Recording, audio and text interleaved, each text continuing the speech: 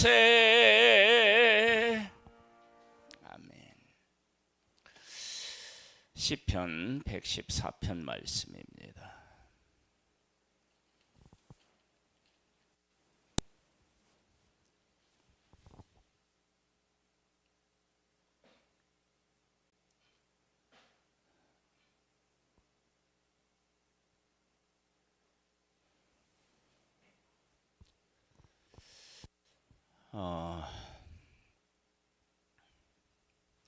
하나님이 이 세상을 어떻게 보고 계시냐?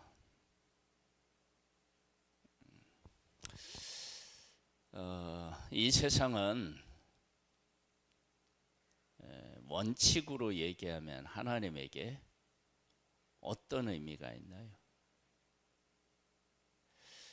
하나님이 만드셨으니까 하나님의 것이고, 그런데 범죄로 인해서, 아담과 하와가 범죄로 인해서 성경에 보면 마귀에게 속해 있다, 그렇게 얘기합니다. 이제 원수와 같은 존재이죠. 그런데 그런 존재에 독생자를 보내주셨어요.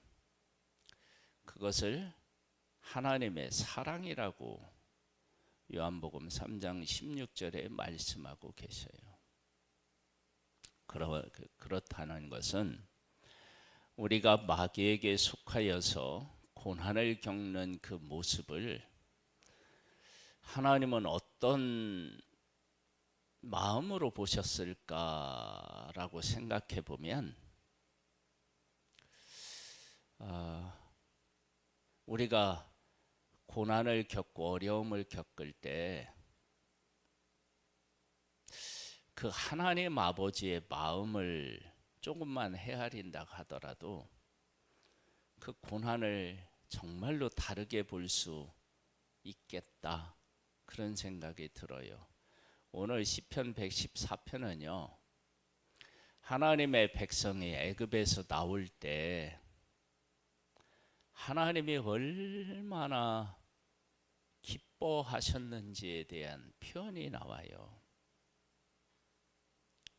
그 표현 속에는 반대로 하나님의 백성이 애굽에서 애굽 사람들에게 학대를 받았을 때 얼마나 힘드셨을까, 그런 것들에 대해서 생각해 보게 됩니다. 말씀을 보겠습니다. 이스라엘이 애굽에서 나오며 야곱의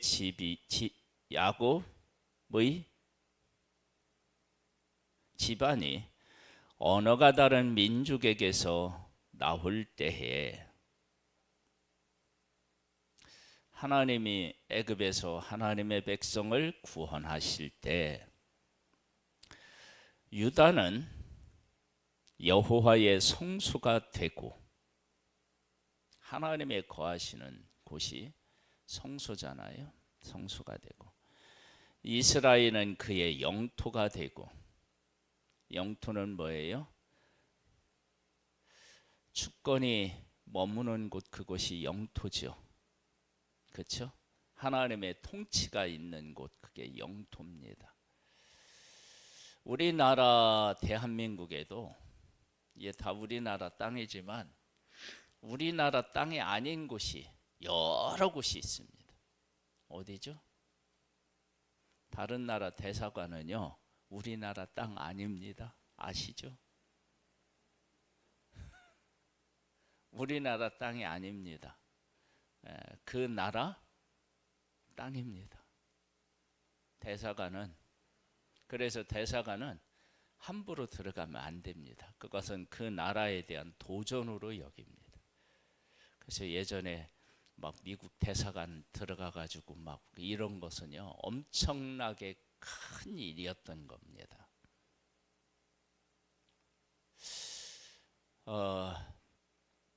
하나님의 성소, 머무는 곳, 그리고 이 성소에서 이루어지는 가장 중요한 일이 뭐냐면 하나님과 하나님의 백성이 만나요. 그리고 영토는 또 어떤 의미가 있느냐? 그곳에 삶이 담겨져 있어요. 땅에서 살잖아요. 그래서 하나님께서 젖과 꿀이 흐르는 땅으로 하나님의 백성을 이끄셔요. 그러니까 하나님이 하나님의 백성을 이끌어내면서 그들은 내 성소고 그들은 내 영토다라고 말씀하셔요. 우리가 성소와 영토에 대한 의미를 우리가 생각해 봤는데, 그렇게 하나님의 백성을 하나님이 생각하고 계셨다면 하나님의 백성이 애굽에서 애굽 사람들에게 학대를 겪고 있을 때 하나님의 마음이 어떠하셨을까요? 그 하나님의 마음을 조금이라도 헤아렸다면 그 학대 받을 때 하나님의 백성은 어떤 존재로 그 학대를 이겼을까요? 그걸 바라봤을까요? 그리고 하나님께서 하나님의 백성을 10가지 재앙으로 그들을 이끌어내실 때 하나님께서 그 백성을 성소와 영토로 생각하셨다. 그러면 하나님의 백성이 애굽에서 나올 때 어떤 마음이었을까요? 어떤 마음이어야 했을까요? 그런 걸 생각해 보면 하나님의 백성들이 애굽에서 모세와 아론을 보내서 구원하려고 했을 때 원망하는 것, 우리가 애굽 사람을 섬기겠다, 그냥 놔둬라, 그러면서 했던 그 말들, 행동들, 그리고 애굽에서 구원해서 광야로 이끄셨을 때 하나님이 다 채워주심에도 불구하고 애굽으로 돌아가자고 하는 그들의 말과 행동이 하나님의 마음을 얼마나 뭐라고 그랬죠? 예전에 속을 팍팍 긁는 그런 일이었는지를, 이런 상황, 이런 하나님의 고백을 보면 그게 선명해지는 거예요. 그렇다면 하나님이 독생자를 십자가에 못 박아서 우리를 구원해내셨다. 우리가 예수 그리스도를 알지 못하고 살았던 그때의 그 고통과 아픔을 하나님은 어떤 관점으로 보셨을까? 그리고 우리를 구원해내실 때 하나님은 말할 수 없이 기뻐하셨는데, 여기 있는 표현으로 말하면 너희는 내 성소고 너희는 내 영토다. 그러니까 이걸 다시 우리가 표현하면 이렇게 우리 표현했어요. 성소는 하나님이 계신 곳이에요. 하나님과 하나님 백성이 만나요. 그 다음에 영토는 하나님의 주권이 임하고 하나님의 백성이 살아가는 곳이에요. 삶의 터전이에요. 그러니까 하나님의 보호와 인도 안에서 살아가는 하나님의 백성, 하나님과 하나님의 백성이 만나서 함께하는 그런 존재로 하나님이 우리를 부르신 거예요. 그것이 구원의 의미 속에 담겨져 있다고요.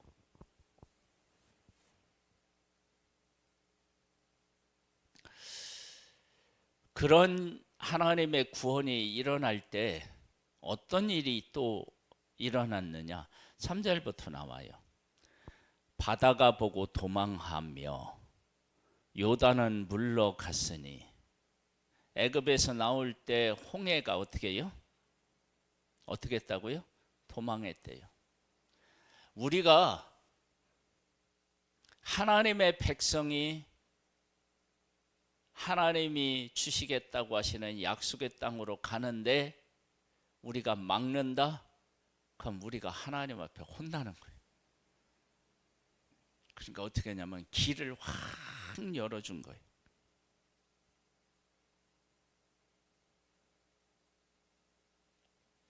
이쯤 돼서 우리 얘기를 하나 해도 괜찮아요. 하나님의 백성이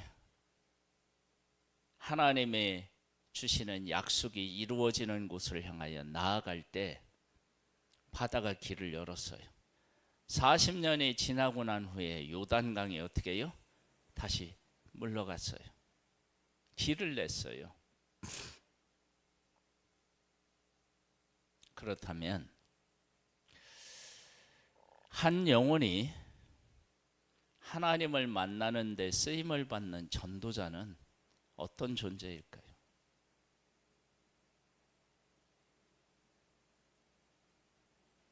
그런 걸 생각해 보면 전도자로 부름을 받아서 산다는 것이 얼마나 위대한 삶인지를, 얼마나 영광스러운 삶인지를 알 수 있습니다.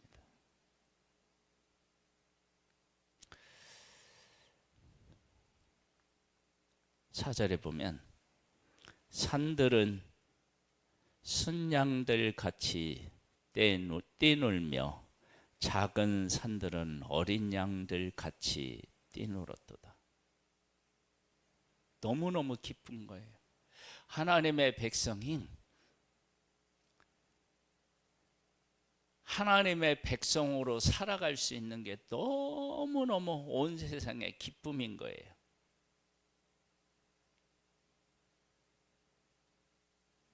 그전에는 하나님의 백성인데 하나님의 백성처럼 못 살았어요. 그래서 바로의 말을 들어야 했고 애굽 사람들의 채찍에 맞아야 했어요. 그런데 이제는 어떻게 되느냐? 하나님의 통치를 받아요. 하나님이 함께해요. 그것이 드러나요. 너무너무 막 이것이 기뻐서 산들도 뛰노는 거예요. 이 뛰노는 게 산이 뛰노는 거겠어요? 하나님이 그렇게 기뻐하시는 거겠어요?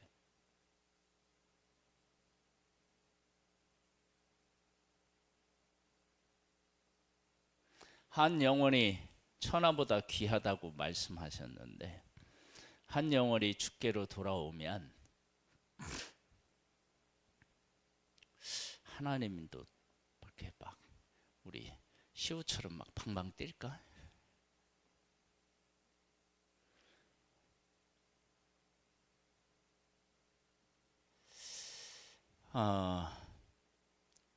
예수님이 이 땅에 오실 때 새하늘과 새 땅이 되어서 오시잖아요. 예수님 오시면 이 땅이 다 풀어지잖아요. 그런 거 생각해 보면요, 진짜 하나님의 우리를 향한 사랑은 어마어마하구나. 왜? 여러분, 우리가 하나님이 만든 이 아름다운 땅을 다 망가뜨려 가지고 이 땅에서 수고와 슬픔뿐인 삶을 살아가잖아요. 근데 이 땅을 하나님이 다 없애고 온전히 하나님과 기뻐하고 온전한 행복을 누릴 수 있는 그 땅으로 오시는 거예요. 우리가 그런 곳에서 그런 삶을 살기를 원하시는 그 하나님을 보는 거예요. 자, 그렇다면 지금 이 땅에서 우리가 살면서 잠시 어려움을 겪을 수 있어요. 그럴 때 우리가 이 어려움을 어떻게 보고 어떻게 생각하고 살아야 할까요? 절망해야 될까요?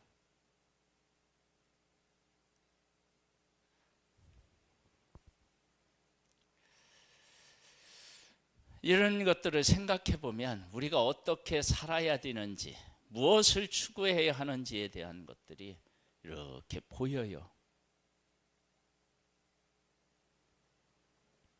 그러면서 이렇게 다시 하는 거예요.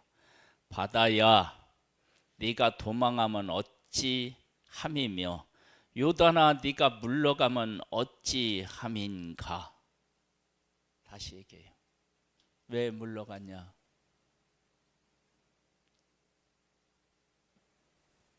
왜 물러갔다고 얘기해요? 하나님의 백성이 하나님이 주시기로 한 약속의 땅, 하나님의 통치가 임하는 그 땅, 그 땅으로 하나님의 백성이 가야 하니까. 그리고 하나님의 백성은 뭐냐? 하나님이 거하시는 성소니까. 그래서 광야에서도요, 하나님의 백성들 중에서 불구인 사람들은 진영 밖에 가서 삽니다. 왜? 하나님이 거하시는 곳은 온전해야 되기 때문에 그렇습니다.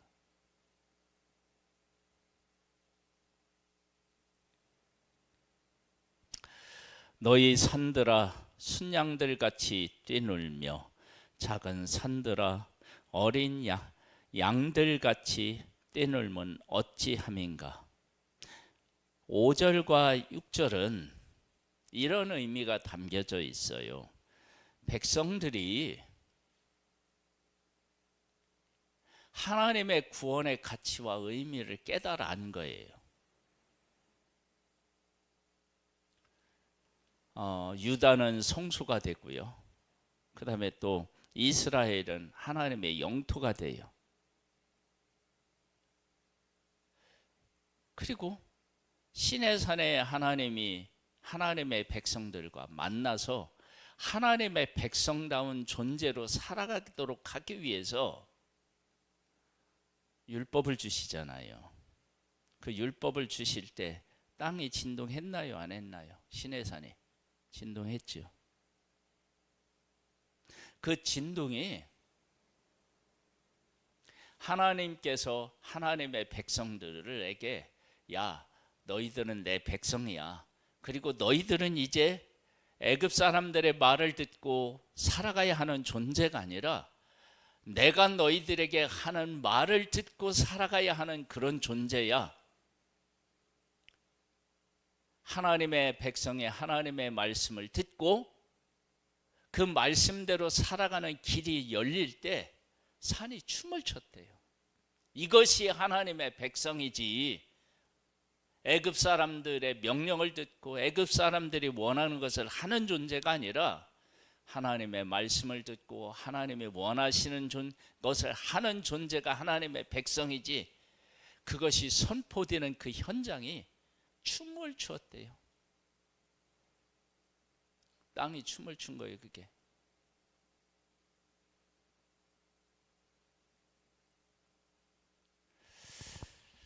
예수님이 십자가에서 죽으시고 다시 부활하셔요. 그래서 이제 하나님이 내 안에 와 거하실 수 있어요.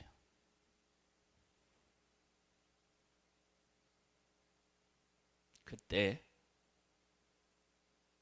어떤 현상이 일어났을까요? 시내산에서는 산이 막 뛰놀았는데, 그래서 구원의 감격, 아니 구원이라고 하는 것을 제대로 깨달아 하는 사람은요, 그 구원이 하나님이 나를 구원하시고 그 하나님이 내 안에 와서 사시는구나, 이것을 깨달아 하는 사람은요 그냥 가만히 있지를 못합니다. 왜요? 어떻게 이런 일이 일어날 수 있을까?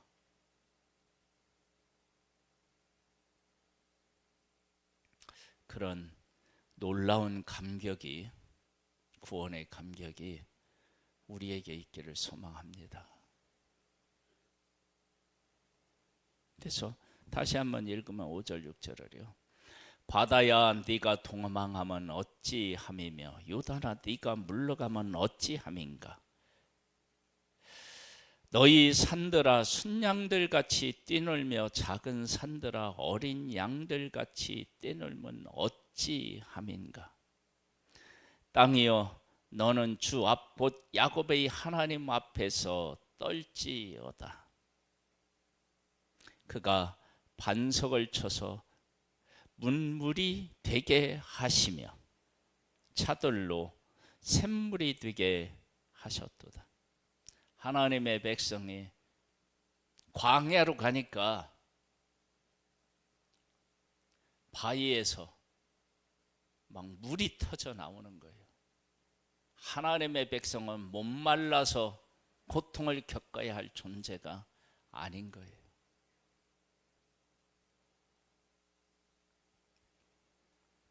하늘에서 뭐가 내려요? 양식이 비같이 내리는 거예요. 하나님의 백성이 굶주리면 안 되는 거예요. 하나님의 백성이 광야를 지나가요.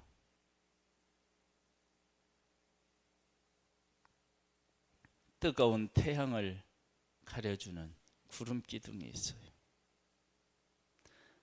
추운 밤에 춥지 않도록 불 기둥으로 그들을 보호하시고 인도하시고,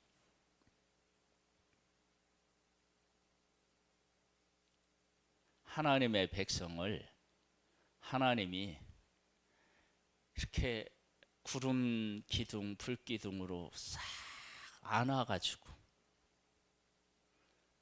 내가 너희들을 얼마나 소중한 존재로 여기는지 아니 하고 안아서 보자기와 같은 그 구름 기둥과 불 기둥으로 안아서 그들을 지금 이끌고 계셔요. 그리고 그들의 발은 부르트지 아니했고요. 광야에 있는 벌레가 그들을 해하지 못했어요.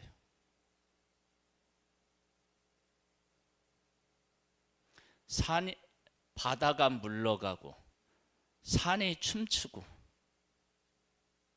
광야가 하나님의 백성이 가니까 양식이 내리고 바위에서 물이 터져요.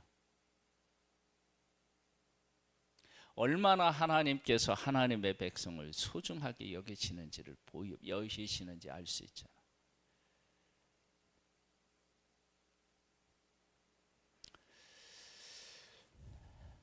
하나님의 백성 애굽에서 나올 때 이 정도였다면 하나님의 독생자 예수 그리스도가 십자가의 고난을 당하여서 우리를 살려놓았을 때 하늘의 기쁨이 어떠했겠느냐는 거예요. 우리가 어느 곳에 가든지 그곳이 이스라엘 백성들이 광야에 갔을 때 하늘에서 양식이 비같이 내리고 그 뜨거운 사막이 시원한 구름으로 그들을 덮으시고 추울까봐 불기둥으로 다 따뜻하게 하시고 그렇게 그 백성을 이끄셨다고. 그런데 그 백성은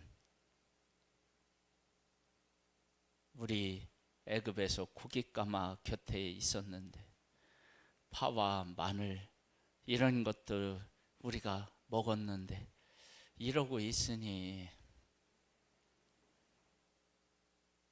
그래서 주님이 이 땅에 오셔서 뭐라고 하셨느냐? 너희는 먼저 그의 나라와 그의 의를 구하라. 그럼 이 모든 건 내가 너에게 더한다. 그렇게 말씀하시는 거예요. 독생자로 구원을 받은 우리에 대한 가치, 이걸 하나님 안에서 깨달아 알고 우리 때문에 기뻐하시고 우리를 위해서 일하시는 그 하나님을 만나고 찬양하며 감사하는 하나님의 자녀로서 복되게 살아갈 수 있게 되기를 주님의 이름으로 축복합니다. 아버지 하나님, 우리는 독생자 예수 그리스도가 이 땅에 오셔서 내가 받아야 할 형벌을 예수 그리스도가 받고 우리를 하나님의 자녀로 삼아 주셨습니다. 이 의미와 이 가치를 깨달아 알고 하나님의 자녀로서 승리하고 하나님의 자녀로서 이 영광을 누리며 살아가는 복된 하나님의 자녀이기를 소망합니다. 주의 영으로 깨우쳐 주시옵소서. 예수님의 이름으로 기도드립니다. 아멘.